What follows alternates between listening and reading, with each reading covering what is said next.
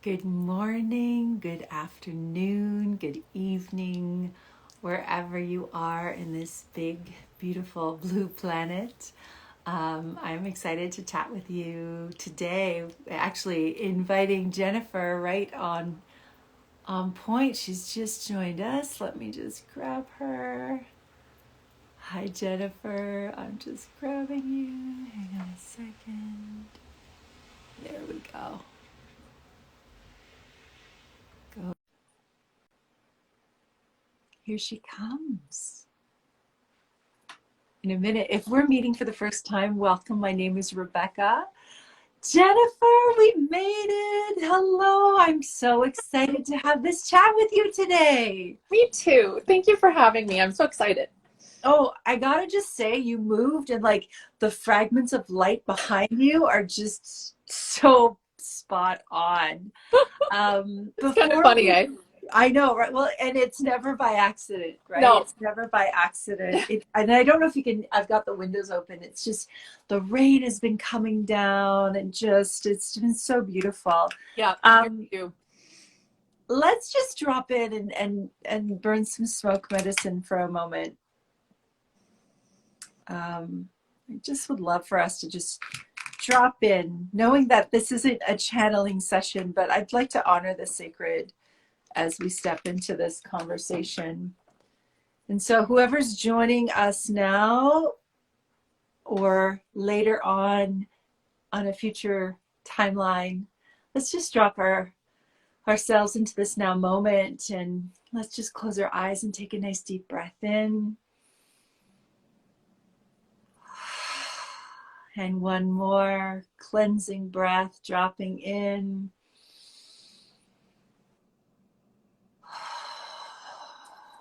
And Jennifer, let's you and I just allow our souls to greet one another on this next inhale. Thank you so much, sister, for agreeing to be here with me today. And anyone who is joining us, Jennifer Sicoli, Inner Light Intuitive, is a medium and a seer.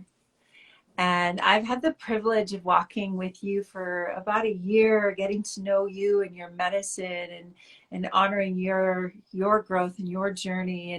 And I'm just really excited to introduce you to the Divine Roots community. Hi, Vince. Hello, everyone. Thank you for being here. Because I feel like the work you do it's a really powerful modality, if you will, and service. And a lot of the times, this is where any soul who is, oh, we love you too, brother. Any soul who's waking up to, perhaps their path of consciousness, or hello, Sivartiyad. I'm not sure if I said it correctly, but I think I know who you are. And sometimes I get discombobulated by the handles, but I know this handle and I'm just not putting the name to it right now. I do know this name. Beautiful, beautiful soul. Thank you for being here. But very often our first point of opening in terms of our channels and our connection with the sacred and divine is that opportunity to connect with loved ones beyond the veil, or the ancestors, whether they're bloodline or not. So before we jump in, I would love for you to simply just share a little bit about you and the work you do, because I see your light and I think you're just a special human being. It is Travis. I thought so. It's beautiful, Travis in Costa Rica. Oh, beautiful. Hello, Dot. Hello, Senior Works. Welcome, welcome. I got so many chills as you were talking about connecting to ancestors, because that was probably my first experiences with this work. I saw spirit from a really young age, was of course terrified of it, didn't know how to manage boundaries, and didn't even know about the work. So spirit started coming to me in my dreams, and it was ancestors specifically that would come through after they've passed. And they would say, I'm here, tell the others I'm okay. And it was different things like that. And even during special occasions, my grandmother would visit me in my dreams and say, like, I know, I'm right here. I'm celebrating with you.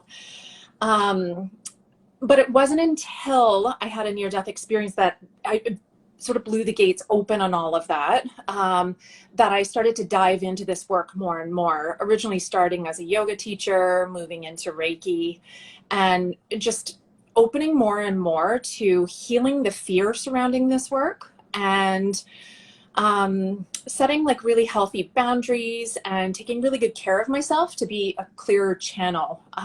So that's been the last 13 years, that journey. So a lot of the work I do still pulls in yoga, still pulls in the breathwork piece from yoga. It's called pranayama in yoga training. And then of course, the energy techniques through Reiki. But there is, when you said seer, I get chills. I don't know why. There's something about that word. And I guess it started with like even just oracle cards. Spirit does speak to me in oracle cards quite frequently. A lot of the times I think that's so that the client has an image that they can see as well. Clairvoyance and clairsentience would be the two that are the strongest for me. But of course, there's different ways that people can connect and receive messages. And that's probably the biggest thing that I love teaching people, is how to tap in and how to receive those messages from themselves, especially when they're doing embodiment practices like prayer and meditation and yoga. Mm-hmm. Mm-hmm. Mm-hmm. Now, you spoke about the boundary piece. Yeah. You know, we as human beings, many of us struggle with the boundary piece. Mm-hmm. And those who are open to understanding that we're sensitive, you know, whether Mm-hmm. we're using the word sensitive or empath, but we're feeling into our emotional bodies, our ethereal bodies, our celestial bodies. Mm-hmm. You know, I just had a conversation this morning with someone. It's like, this isn't something we're taught as children. It's not something we're taught growing up. How to maintain the boundaries, how to clear these bodies. Yeah. What do you do to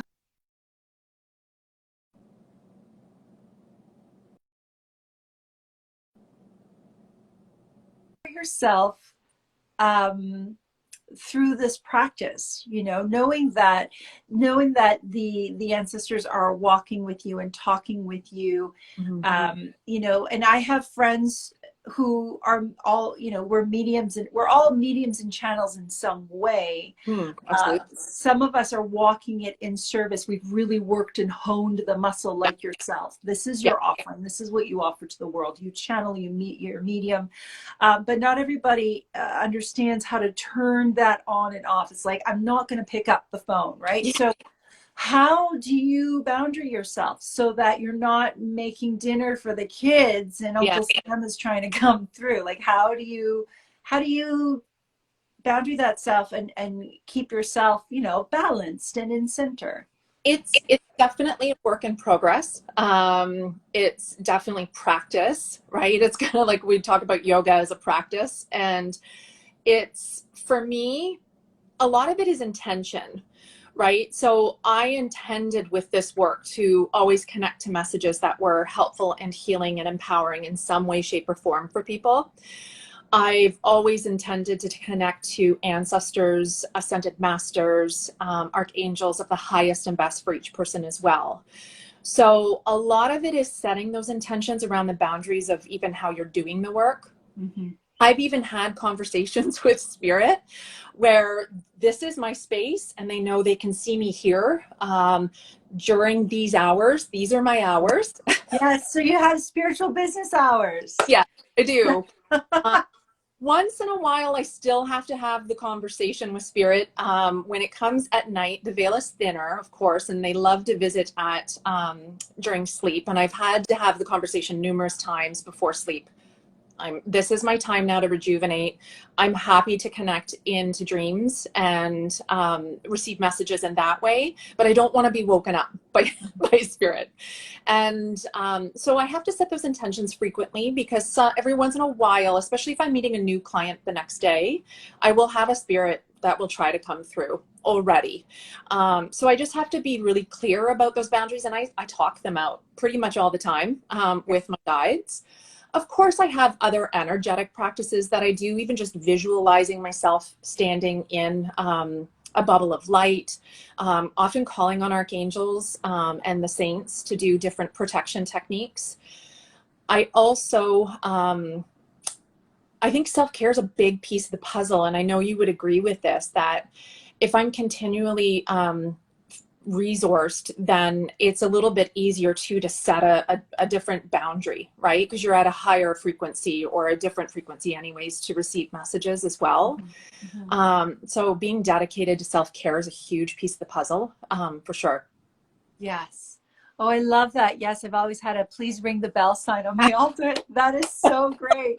And I just want to honor, so I've just noticed some of the practitioners that have jumped on. We've got Annabelle here and Marina, and you know, you brought in the embodiment piece, like the and I feel like self-care is kind of a dirty word sometimes. Like Yeah. people put this as a, so maybe self-care is not the right language we should be using. It's like, this is the preparation, right? Yeah. It's the resourcing of our bodies. It's the resourcing of the physical vessel so that we can hold that space for people, for souls, for all beings, right? And I know yoga is a big part of your medicine, and yoga is a channel, right? Like when we're moving the Yeah. body in that space. I remember when I was very much in my yoga practice, and anatomically I'm not able to do yoga now for different reasons, but it was savasana, where I would be in savasana and I would be receiving so many downloads, or I'd be experiencing spiritual surgeries,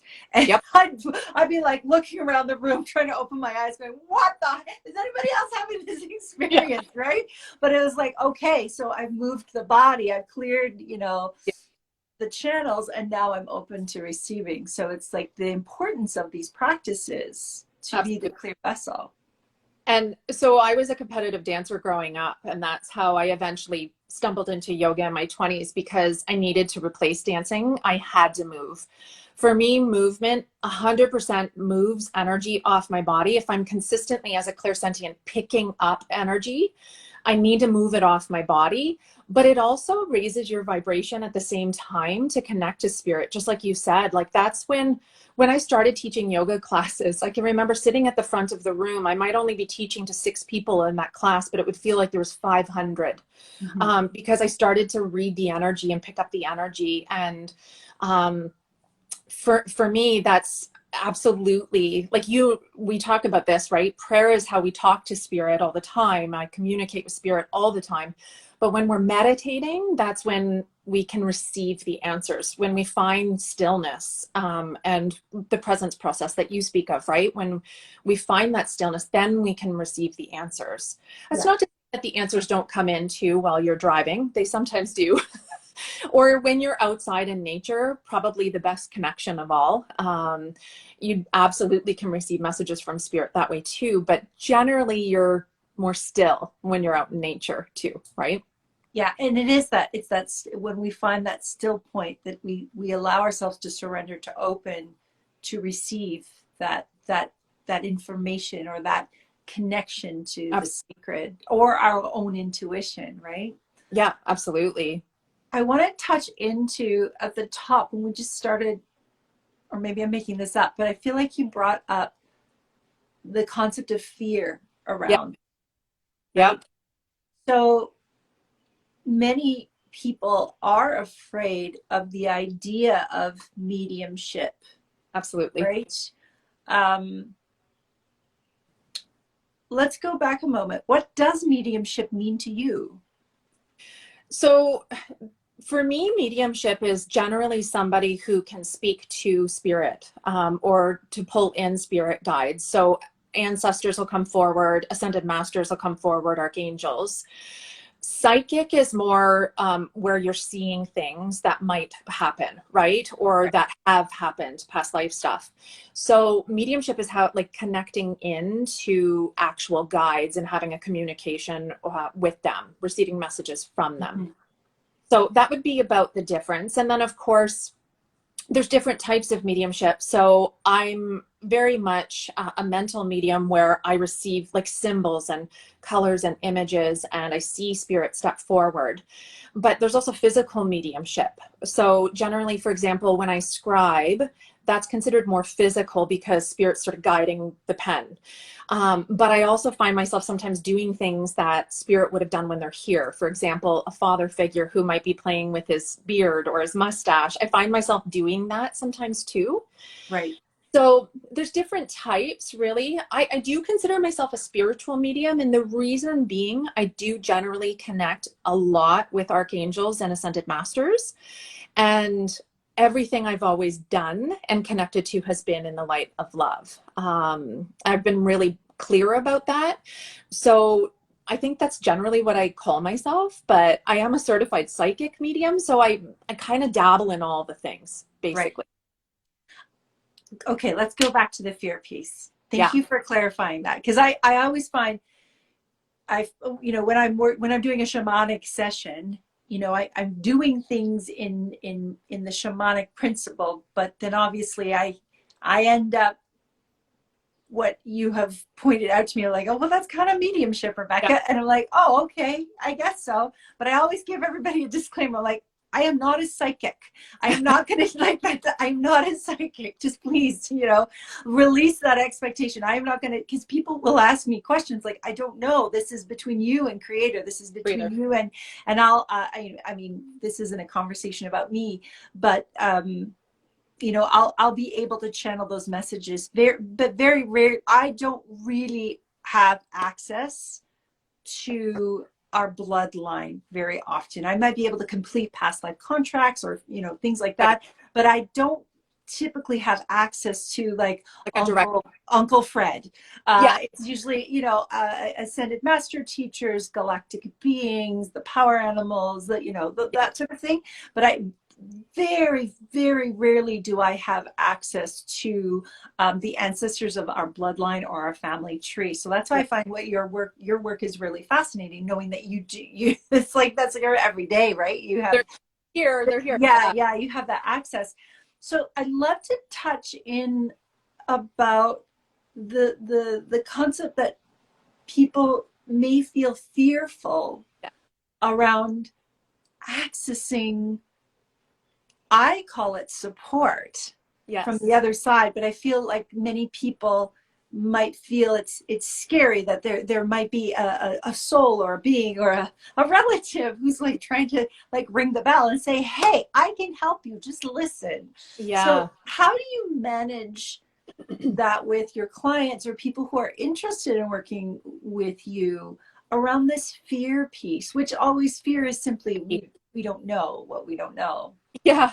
And it's tricky, right? I would say the greatest fear was my own for a long time, right? Like I was like, there's someone in the room. Oh my gosh. Like, and I would try to turn it off for years or to dial it back. So me healing that has changed, obviously. And I do think even people in my life, right? Like I see that there's fear around this work. I think there's been a gross misrepresentation probably in, movies and shows of what it looks like or how it can be. Even psychic work. I don't love using that term because people have such this, well, here's why. I don't believe that I can totally predict your future. Only you can do that. Right. And and you have, at any given moment, you have free will, and spirit believes in that. They tell me that all the time. You have free will. You will get breadcrumbs, maybe. You will get support. You will get their love. And that's more what I try to bring through is the feeling behind them. But you have free will and you get to decide your path. And there's a million ways to get to your path. Was I always going to become a medium? Likely. For sure. Did I need to go the hard way around? Probably not. But that was the path that I took. And it's all good. I still ended up here. So I think the fear piece is normal. I think that it is about finding the right people to work with, and you speak a lot about this, Rebecca, which I love about you, is the integrity piece, right? Finding people who are working in integrity, because the problem too with this work, there's been others who aren't working in integrity. I hear all the time from clients that have had really bad experiences. And so that, until they have a good experience, can they start to then trust and have a bit more faith into that too, right? So it's a work in progress, I guess is what I want to say, right? Yeah. It's about trusting your own accord too. Yeah, I don't have the magic answer to heal the fear, because I feel like it's No, this process, right? no, I think you've answered it beautifully, and I don't think there's one way to answer it, right? I mean, Yeah. I'd like to jump back into the space of integrity, because that's like my driving force on everything, right? It's and it is. There are lots of people serving, whether they're a massage therapist or a medium, whether they're a shamanic practitioner or a breathwork practitioner or a yoga teacher. I mean, there's a lot of people serving who are not in integrity. There's a lot of people serving who have, zero training on anything, right? And so there is a balance between knowledge and wisdom, the wisdom we carry, the wisdom that's been passed down to us through previous Yeah. incarnations and through our ancestral things and all the things. But then we're also living in this earthly world where we do need to have, certifications and insurance and all these things. Yeah. And then there's those who are of service who are not walking their walk, right? And most of us can feel that. But if we're in a place of our own wounds and we're not really doing our practice, we're just seeking for someone to heal us, right? Red pill or magic pill, that sort of thing. So that integrity piece is so crucial, I think, for all of us. And it starts within. We need to show up for ourselves so Yeah. that our discernment is strong, right? Absolutely. So when our discernment is strong, then we are only going to align with the people that are here to support us in our community, that are showing up in the highest and best frequency, who are showing up for our highest and best good, because they're in conversation with Creator. They're committed to serving with a pure heart. It's funny because I just wrote a post about this, and I haven't put it out there yet, but it's this piece on healing too, right? I think I used to think that being a spiritual person meant like it's all love and light. And generally speaking, that is where I'm coming from. Yeah. Obviously, I'm all heart. But so much of But you're spirituality, human? yeah, so much of spirituality is also sitting with those fears, sitting with your grief, going through the dark. And honestly, my best healing work has been in the last 2 years in particular, where we've been thrown into this ceremony, where I've met amazing practitioners like yourself, where I had to do the work, right? Like, to get here. It was not easy. Like, yeah, I wish it was easy. It is not. But if it was easy, then we wouldn't be in the space we're in, right? It's like, and this is the path of shamanism. Yeah. We walk the red road. To walk the beauty way means we see the medicine in the shadow as well as the light teachings. And Yeah. that's the embodiment. And I think what can happen, and you and I have had this conversation, is very often we want to bypass the darkness. We want to Right. bypass the grief. We want to bypass the discomfort. Mm-hmm. So we're going to go take the plant medicine. We're going to go to the local healer. We're going to go to this. We're going to go to that, because we just want to go up. Yep. Because it's much more comfortable in the stars. It's much more comfortable with the angels. Whereas we have to do, that's only half of the work. We have to do this work, and the embodiment, we cannot discount all of this embodiment work, the Absolutely. movement work, the feelings that are denser. We need to sit with that, because we have chosen to be human. Yep. We've chosen to be here. So we have to do the work here on earth. We have to be in the earthly body and experience the discomfort and the density. And there's no right or wrong, bad or good. It's just part of the path, right? And when we commit to it, as my one teacher says, the further we go down, the further we go into the earth and into the earthly experiences, the higher we shoot up. And that was my Yeah. experience fully. The deeper I went into my path of shamanism, different than yours, but yet similar, just a different grocery Yeah. store, right? Oh, My channels just blew open. yeah. Crazy. And that's just it, right? Like I found for me with my near death experience, it's almost like I left my body. My soul was sort of up here. Am I more comfortable up in the spirit realm? 100%. It's I would spend home. all day there if I could. But yeah, it's interesting that the way I ended up moving into some of that too was through embodiment practices like yoga and like dancing, and pulling myself back into my body. That's still even a work in progress for me. I'm continually trying to become embodied and to ground and to root. And I 100% agree with you. The more grounded I've become, the more I can actually open up and connect. It seems like two polar opposites, right? Like yin and yang. You need both. You Yeah. 100% need both in Yeah. order to connect. So that's been a big piece of my healing as well, right? Is coming back, trusting my body, trusting that I'm here for a reason at this time, and even just trusting in some of those abilities that I probably naturally had passed on down lineages, but then also worked on too, right? Yeah. I 100% think we could all do this work. I just don't think we all choose that path. That's the only difference. I love that you said that, because you know how I feel. When somebody starts to use the word gift, I'm like, oh, just be careful, because we all have access. Oh, We absolutely. all have access to these abilities like taste and sound. Yeah. We just aren't all working on the muscle. And I saw the recovering athlete is on here. Welcome, welcome. These are all muscles. Some of Yeah. us just are just more naturally limber in that muscle. Yeah. But if you sit with a daily practice to work on, we all Absolutely. have the abilities. Absolutely. We're just disconnected from them, so we just need to re-strengthen them. And that's why I'm always conscious of not using the word gift, because then our egos get involved. Then we come into a place of ego, right? When really, if we're really of service, regardless of whether you're a physiotherapist, whether you're a yoga teacher, whether you're a nurse, like if we are really of service, Yeah. we are serving from a place of humility. We are serving from this place of simply pure heart and clear mind. And I am here to serve. I am here to support. Yeah. And years ago, when I first became a stepmom, and I was seeing a therapist just to help me with this transition, because most people have 9 months before they become a parent, and I had like a 45-minute drive. But she just said, when you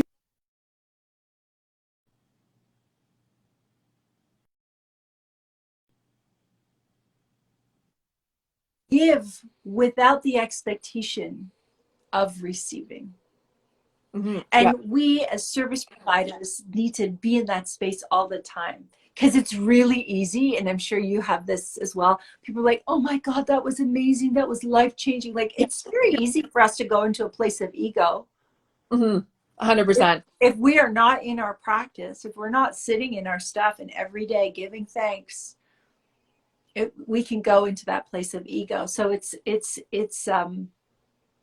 I totally got on a tangent, and I apologize, but it's like really about coming back into that place Yeah. of humility and Well, service. I always have a conversation with my ego and my higher self. I always ask my higher self, because my soul, she's the steer, right? And so I'm like, I get her to take the wheel essentially in mediumship. And I ask my higher self, or my ego, to go out and get some nature healing, to do whatever they need to do for them in that moment. And that's not to say that I don't need a little bit of that, but I want to make sure I'm always in higher self. And really, I think you said it, that it is about this dedication to your own practice to keep your channel clear, right? Like so much of our work is our own self-care practices. And yeah, using the word self-care, I guess, but like just our own practices, right? Being devoted, like you said, to our healing and to our, it just so much of it is energetic,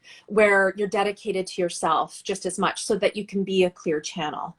But you're right that sometimes one of the biggest things I've learned in this work, especially when I first started, every mediumship reading can be so different. I'm sure you have this in your healing sessions. And sometimes I'm like, oh, I didn't get as much for them. Oh no, I'm not sure, right? Like I would get into ego more so after the reading, I would find. Yeah. Yeah. And For sure. Always after. it's always after. And then I started to notice that those were the people that were like, that was the biggest message I needed to hear. And that's totally helped me. And it might just be one piece, but it was exactly what they needed. And so I started to just see this transpire over the years, right? Where I'm like, okay, that's what they needed. And everyone is just a little bit different. And how they continue to come through, how spirit continues to come through, it still blows my mind. Right? And don't you find like the deeper you go on your personal path and journey and your commitment to your own self-transformation, your medicine is always blowing open even more. Like I find I'm constantly, every 6 months, my medicine's shifting and changing and expanding. And I'm assuming it's the same for you. Yeah, 100%. And I think it goes back to the healing work we do for ourselves, right? Because it's moving through these layers of an onion, and every time you move another layer deeper, of course, more opens up, right? You become more soul aligned. And that's so much of my work is I want that for people. I want people to come back and connect back in and plug back into their soul and that light that's inside. That's why I called it inner light. Because we all have that little light there, and it's just about loving up on it, trusting it, leaning into it, and connecting to it, because so much we did get disconnected. And I do think the last 2 years have helped us plug back in, because we slowed down, we got outside in Mother Nature more, and just had more time probably for self-care too. And it was more critical to do that self-care during this time. Now, what would you say, is there a commonality when people are seeking your services, mediumship? What is the driving force in this now moment that you've experienced where people are feeling ready and open to communicate with loved ones or guides? I think most times I do seem to attract clients who have been through something traumatic of some kind. And I mean, the last 2 years have been a collective trauma. And that's probably because also I've been there and I speak to that. I think a lot of my clients are also empaths who are extremely sensitive and feeling the energy so intensely the last 2 years. Most of them are feeling very, what's the word I want to use? Like almost, I don't want to say tied, but like it's very much like it's become really heavy and they're feeling a bit lost, right? A lot of times too, a lot of people want to connect to their ancestors. So they maybe just lost somebody, or it's the anniversary of somebody they've lost. So they're looking to connect generally with ancestors for that reason too. And I think, like I said, they'll give you breadcrumbs, but it's this feeling. And I wish that sometimes I could bottle that feeling of what it's like to feel their love and to feel their support and to feel how proud they are continually of us. That's what I try to get across. And I love that spirit, just because I've always used oracle cards, that they'll show me an oracle card and I'll be like, hold on one sec. This is what they're showing me and this is what they're trying to say, so that the client also has a visual, but also ends up with this beautiful little message. Because oracles are this like heartfelt little love. Like love bombs. Yeah, they are. So I do think that most people who come to me are just looking for that connection, Right. or they're looking to learn how to hone their skills. I do attract people who are sort of dabbling in their intuition. And they want to learn some of those practices on how to get there. But generally, lots of empaths, of course. Yeah. how I'd love for you to share with people what your process is like. What does a mediumship session with you look like? How do you go from Jennifer being fully embodied to then opening up and connecting into the veil Mhm. or beyond the veil, providing your channeling ability, and then coming back in and dropping back in and closing up? What is that experience for you in a Reader's Digest version? Yeah, well, and it really does vary. I try to let spirit lead the way, to be honest. So it can be different from person to person, but generally speaking, for a mediumship reading, the client will get an email on how to prepare for it. I spend time preparing myself beforehand. Oftentimes that's dancing because it helps me become embodied, but also raise my vibration up. I And love then that. You're the dancing seer. I am. Well, and that's just it. So, like tonight, I have a full moon circle. I won't have to spend as much time preparing because I do teach a movement practice for the first hour and then the last half hour is mediumship. So, oftentimes when we do meet, there's usually something, whether we're doing movement or meditation or prayer of some kind, where we're plugging back in for a second before we even begin. And before, sometimes spirit guides are already showing up before the client does. That doesn't always happen, but so sometimes they're ready and they're like, I'm here. Um, so we usually spend some time like getting into higher self or plugging in, praying, saying your intentions. That's a really big piece, even of the email to prepare. I want you to start talking to your guides because they love it. When you're talking to them, they're like, I'm ready. And then I just let them lead the way. I just let whoever's coming in come in. Oftentimes I'm guided to do a card to start just to see what the general theme is going to be. And then I plug into each card and then let the guides come in as they want to. Often, I always say grandmothers are like my favorite to connect with because they come in as this beautiful tribe of women. And they make me laugh because sometimes I'm like, are you on mom's side or dad's side? They're like, it doesn't matter. I love that. That's so good. We're all here. So yeah, then we just spend time in mediumship, and it's called a triangle of mediumship, where the guide comes in, I'm receiving the messages, and I translate them to the client. They can be so individual, and the client is an active participant in a reading, really, because the more you're open and saying, oh, I think I know what that symbol means, the more they're sending. Right? And they're speaking oftentimes in symbols that I might not even understand. It might be very personal to you. One of my best examples would be, I knew I had a grandfather energy with me, and I said, I have a grandfather here, but he's showing me long hair. I could have easily doubted myself and said it was a grandmother because the long hair. But this particular client, her grandfather was bald, and they used to take photos of her beautiful long curls over his head. And that was an individual Yeah. marker for her to go, I know who that is. That's my grandfather on this side, right? And it's, as soon as that happens, it's like more and more comes through. I try to get spirit to close the door after about an hour, hour 15. Sometimes I go longer. And then we just, honestly, it's about gratitude too. I'm consistently thanking spirit for showing me certain things. I'm consistently thanking guides for stepping forward, especially as they step back and let somebody else come in. So usually we spend some time in gratitude at the very end and just sort of close the circle as well. Once the client's gone, I'm generally keeping notes and sending everything off to them. And then I close my space as well. Because I also kind of like you, right? Like I open my space. I do my own little, I call in the directions and the elements, and I just make it really sacred, to be honest with you. And so some of that work is done before the client's even here, and after they've left as well. Right. Wow. Thank you for sharing that. That was like a really beautiful window into how you serve. That was really beautiful. I'm really excited because tomorrow, it's tomorrow, I think. It is. Tomorrow, I've never done anything like this, but we're hosting you in the Divine Roots living room tomorrow night. So we're having an evening of mediumship with you as a group container, and I'm really excited to see what comes forward.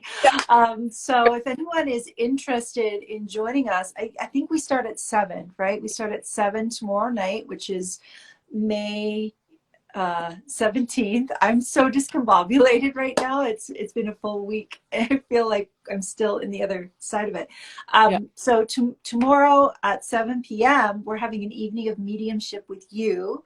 And the link is in my bio. If anyone's interested and wants to join us, there's still some space available. Can you share with us what a group mediumship experience looks like? Because I know you and I have already talked about it. Like, I'm going to be sharing the list with you. You're going to be sitting with the list of all the souls who sign up and connecting with each of our energies and doing your work before we begin at 7 o'clock.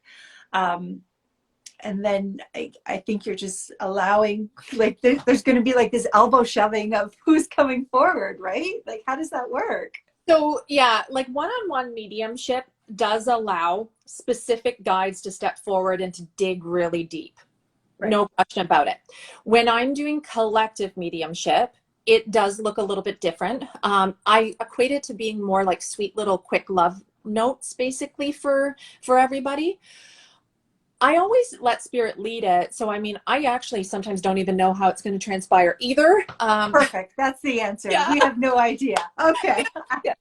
But what I can say is that spirits will piggyback in together. Like I said, grandmothers will come in together. Grandfathers will come in together. They will piggyback together. So they might only give me a couple things, and it will try to resonate basically with at least half the group there. Sometimes more. So there's going to be various guides that come in and various messages that come in, and it's up to the client on the other side to definitely feel into if that message is for them. Right. And they'll know by tingles or chills or their heartbeats. Yeah. Or they'll find themselves writing it down without even thinking about it. They're writing down the message. I mean, I'll do cards, of course. We'll see. I've already intended, and generally, so even in my full moon circle tonight, before everybody shows up, I call in on their higher selves and welcome them into the space and into the circle. Sometimes their soul or their higher self will show me an image right away. So I always share that with the client, because sometimes it's really meaningful. It might be one little thing, could be a color, could be a particular image. Sometimes it's like a warrior, for example. But it's meaningful. So I'll probably also share that with each person on the call too, because it can be really meaningful. And I'm so excited for this. This is so neat. I'm like I said, never done anything like this before. And I'm really excited to be offering this in the Divine Roots living room. This is really, really, really cool. Now, you talked a little bit earlier about, many of your clients are empaths who are waking up to their own abilities. So I'm assuming you have a mentorship program, and you work with people as they become ready to hone their, not just intuition, but specifically their abilities to step into the space of communication as a medium. yeah. What does mentorship look like with you? Like, what are the pieces that you like to really work with? I'm assuming you're bringing in all your practices and all that stuff too. So I have a group container called Soulful, where week to week we do talk about different practices. So this week, for example, because we have that full moon energy, we're talking about the moon phases, how I utilize them, the different practices I do at the different times, and then we're doing movement and meditation. But the week following that, actually, we're going to dig into intuition and the different types of intuitive abilities, and then how to hone those as well. So that's a small group container, but then I've also worked one-on-one with people, because sometimes people want something a lot more individual. Yeah. So it looks similar to the Soulful container. It's just more personalized and more one-on-one, which means, like, even soulful. It was channeled by spirit back in the fall, and I was waiting and waiting to like, when is it time? And I let spirit guide the whole thing. So I kind of do the same thing with one-on-ones as well. Um, Perfect. the last client I worked with, she 100% is a medium, and she really wanted to dig more into mediumship. And that's really what we spent our time working on. And then she just joined all of my other movement practices and meditation practices on the side as well. So that she was doing self-care, because Yeah. that's, again, the big piece of the puzzle, right? It's such a huge piece of the puzzle, and I wish self-care wasn't such a dirty word amongst, some people, because like and it's no, like we have to figure out where that threshold is, where the boundary is. Like last week I worked 3 nights straight, as well as I don't know, I think I had about 6 or 7 in-person shamanic sessions last week, Oh, yeah. and 4 of them were combined with rape ceremonies. Plus I did a rape prayer and channeling. That final channeling I did on Thursday night, it took me 45 minutes to come back. I had to sit outside only because I'd worked so hard during the week. So my channels were kind of blown open, and I had to really work harder than normal to come back in, and I'm outside. And so it's been so much of what we call self-care, but for me it's like it's filling that cup, but it's also like tending Yes. to my physical body, my nervous system, and tending to my energetic body, right? Tending to Absolutely. all of the bodies. Hi, Tatiana. Hi, Colleen. We're just talking about, filling up and tending to our bodies after serving, and the depths of service. Um, Absolutely. and I And think that comes back to us needing to understand that we're so much more than this physical container, and how, back to the beginning of boundaries and capacity, and looking after these parts of us so that we can continue serving in yeah. such a Well, pure way. and I think self-care became this like term that we use, and people think it's bubble baths and, Yeah, it's all, I'm like, it's actually, sometimes it's me out on the floor in a ball crying to move energy out. yeah, Like, it's yeah. not pretty. Or vomiting, or it's Yeah. it's vomiting, like it's me vomiting and then Purging. smoking my sacred tobacco, or whatever that is, prayer, and I'm taking more tobacco. Like it's whatever that is for us to Yeah. realign and clear and come back in, right? Absolutely. And you're right. There are some weeks, like you start to find the balance when you do this work, right? Of what is the capacity? How many sessions can I do in a day, or how many readings can I do? And Yeah. I honest, like I getting started, the capacity was definitely very small. And part of it was dedicating to my own healing that has been able to open up that capacity just a little bit more. Yeah. But Yeah. still honoring that so much of this work is done on the other side, besides just with the client, right? Right. And it's so much more than the hour and a half that Oh, you are, right? Like it's before 100%. and after, and whatever's lingering. And if you're having them in your home, Yes. like it's not just vacuuming, it's like I need to smoke my Yeah. house, like I smoke my space. I'm Yeah. clearing my front door. I'm like, I need to, especially if I've been pulling out entities or any deep dark work, right? So it's like it's so much bigger than that time that's actually in the appointment slot. Absolutely. Absolutely. And that's, that comes down to like the value of the work, right? Is like how much time you're spending truly on Yeah. it. Yeah. So yeah, it can be a lot, that's for sure. Yeah. But it's also, it's just so mind-blowing and beautiful. And honestly, like there's so many sessions where I'm like, I could cry, but I'm trying to stay in higher self, Right. where I just feel the emotion so deeply. It's just so beautiful. But then there's other sessions too where I'm like, they shock me so much I might swear, actually. Oh, I've dropped a couple of spiritual F-bombs in front of people Yeah. before, and then I've learned to like pull them back now. But in my earlier time, I definitely, or you get shocked by the visual, like it's Shocked. you're so, um, sometimes it's actually frightening what we have the privilege of witnessing. Yeah. And sometimes it's just so horrific, right?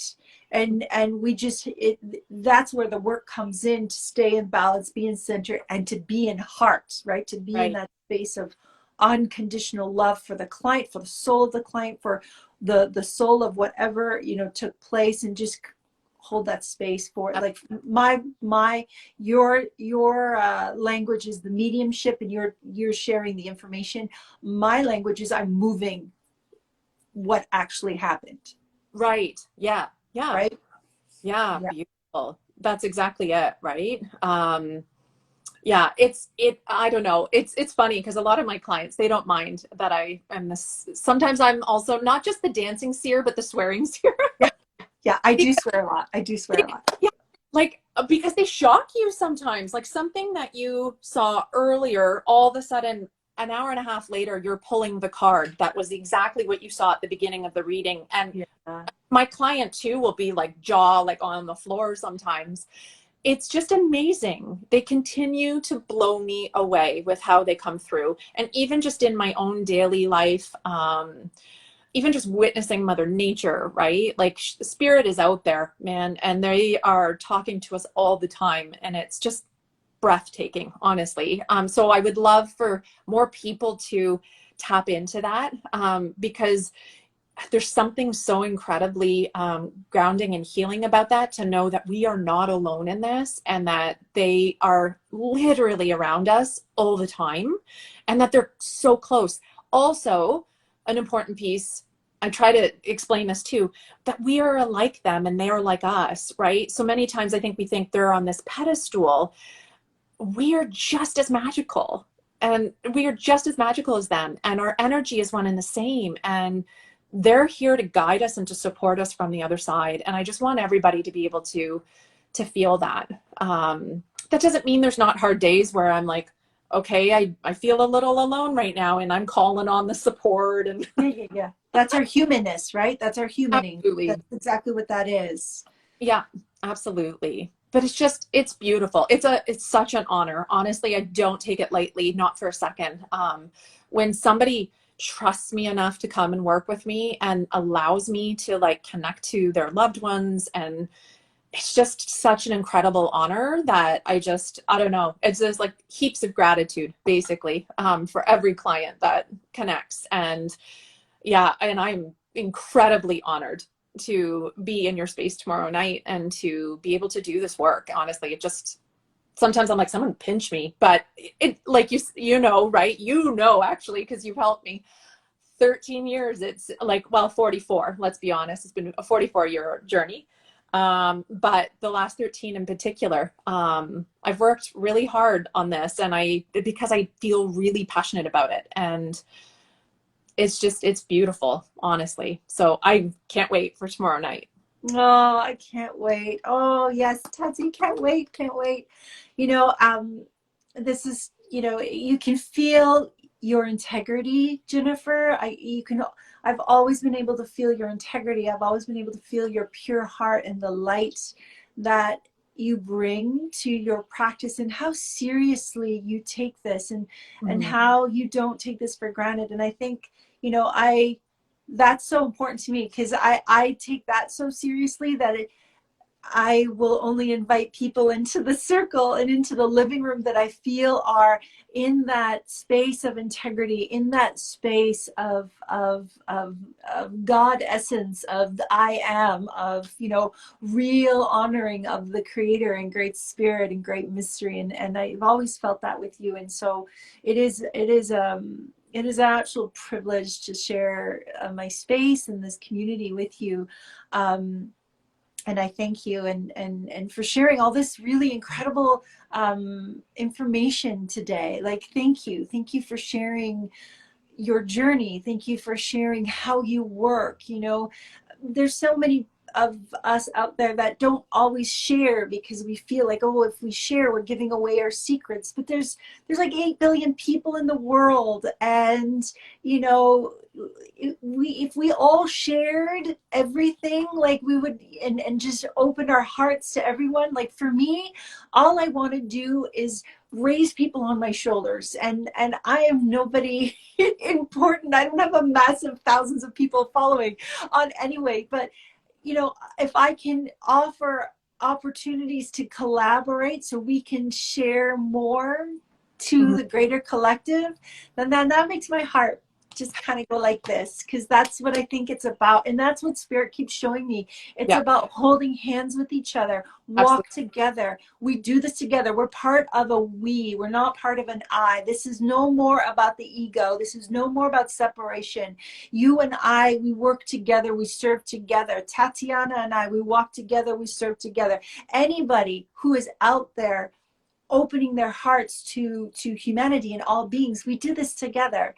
Yeah. And it, you know, it may be under one umbrella or another umbrella, but it doesn't matter. We're serving humanity. So it's an honor to serve with you, sister. Oh, and And you, honestly, and the people I've met through you, like I know Colleen's on here too, and Tati, and it's just like, oh, it's been the biggest blessing the last 2 years, like as crazy as that sounds, but like digging into this online space and finding like-minded souls on this path together is just, I love collaborating and I love working with, you know, like-minded people, and just, it makes me so excited, honestly, that we've found the spaces to do that. And thank you, honestly, for all of your help on to get here. oh, my pleasure, darling. It's like we do it together, and I know Instagram's going to kick us off in a minute because we'll have hit the 60 minutes. Oh, it's been a life raft. Oh, Tatiana, that's so beautiful. I love you too, Colleen. We love you. This, you know, whether you've watched us live today, and if I've missed you, I'm so sorry. I get so caught up. I don't see all the people popping in. I just want to say thank you for sharing even just a sliver of time with us today. And if you're watching in a future timeline on a replay, thank you. Thank you for being here. Thank you for sharing this space and for opening your heart to this conversation. Perhaps we'll see you tomorrow night at in an evening of mediumship with Jennifer. Perhaps we'll see you. Oh, Lori, so good to see you. Perhaps we'll see you at another time. But we just thank you for showing up and for opening your hearts to becoming, to Yeah. stepping in. So with that, we wish you a beautiful afternoon. It seems to be drying up over here. I'm not sure. I know, we'll see, Yeah, right? One never yeah, knows, but yeah, great to see who spirit aligns together. It's never an accident, as you know, right? yeah. And I'm sure this is only the beginning. We'll do more. For sure. For sure. I love you, Madam Jennifer. Annabelle, you're still here. Mwah. Thank you so much for being here. Knowing that my good friend had a beautiful retreat session with Annabelle yesterday. Ooh. Another yogi and meditation and all the things, lots of medicine. And thank you, thank you, thank you. Sending so much love to each and every one of you today. Look after yourself, be gentle with yourself, and have compassion with each other. So, mwah. Have a good one, everyone. See you tomorrow, Jen. Bye. Bye.